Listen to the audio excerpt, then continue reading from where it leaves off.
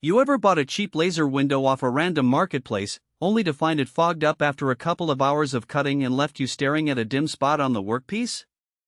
I've been there spending a weekend trying to troubleshoot why the beam just isn't cutting like it used to, only to discover the protective glass was the culprit.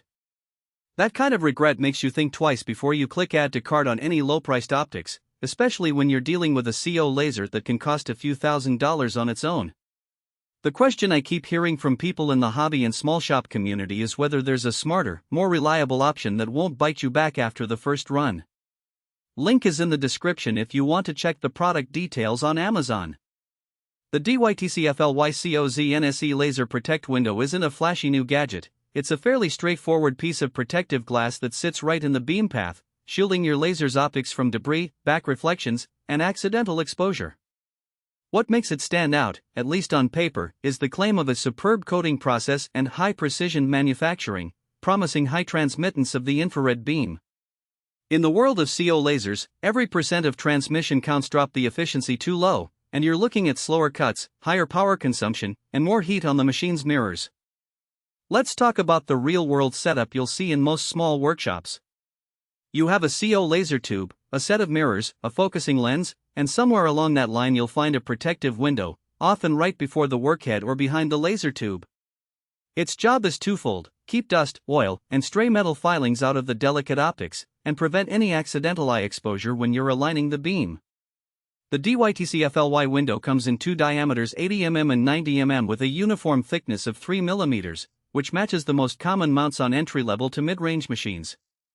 If you've been using a generic, uncoated glass piece, you've probably noticed a noticeable dip in output power after a few weeks. The high transmittance coating on this ZnSe glass is designed to let more than 95% of the 10.6 m infrared wavelength pass through, which, in practice, means you'll see a steadier cut quality and less need to crank the power up to compensate. Who should actually consider buying this window?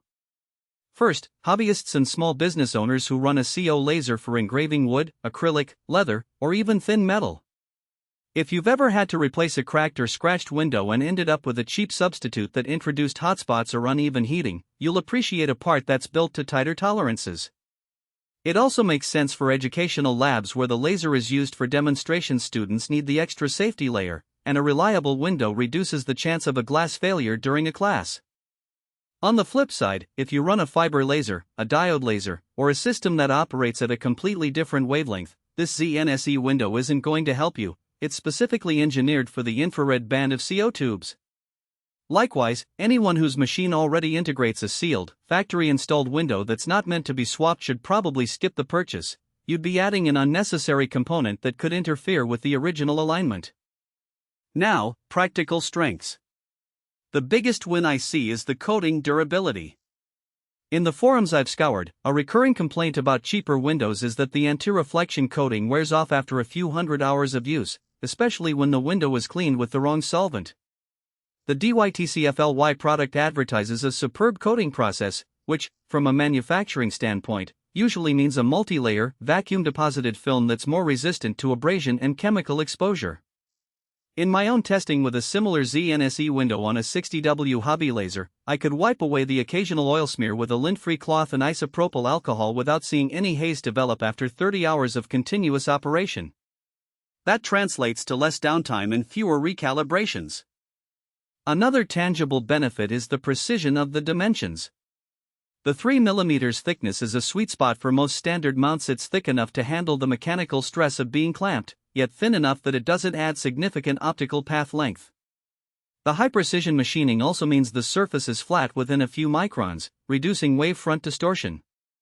In a practical sense, that flatness shows up when you're doing fine engraving on delicate materials like thin leather. The lines stay crisp instead of getting a subtle wiggle that can happen when the window is warped. There are some trade